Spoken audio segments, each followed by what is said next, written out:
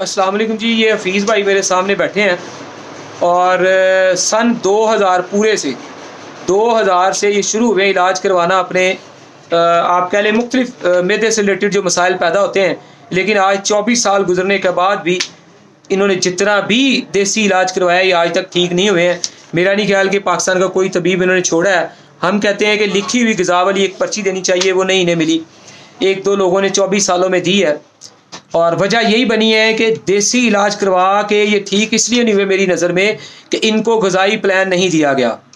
ठीक है जी, इनको ग़िज़ा का प्लान नहीं दिया गया कि इन्होंने अपने इलाज के दौरान कौन सा फल खाना था, कौन सी सब्ज़ी खानी थी, कौन सी चटनी, कौन सा कहवा, कौन सा पानी, फीका, नमकीन, कहवे वाला या के हरकियात पीने थे। कुछ भी इनको ग़िज़ा के बारे में नहीं बताया गया।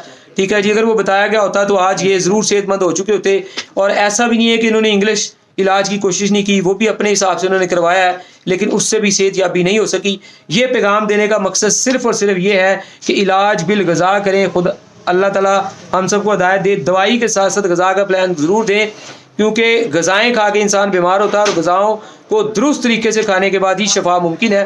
तो ये अपना हफीज़ भाई ऐसी बात है सारी 24 साल हो गए इस बात को।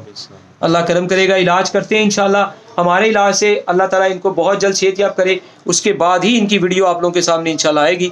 बाकी इसमें एक नसीहत है सिर्फ कि इतने साल एक पेशेंट को अपने मैदे के लिए बेचारे को परेशान नहीं होना चाहिए। हम सब मुआलिजीन को इसके ऊपर गौर व फिक्र करना चाहिए, सोचना चाहिए। तमाम ओवरसीज़ जो है आउट ऑफ कंट्री के लोग जो है, मुल्क से बाहर वाले लोग जो है, ठीक है जी, कोई भी मेडिसिन दवाई मंगवाना चाहें तो उससे पहले आप हमें वीडियो कॉल ज़रूर किया करें ताकि हर तरह की दो नंबरी और धोखे फ्रॉड से बचा जा सके।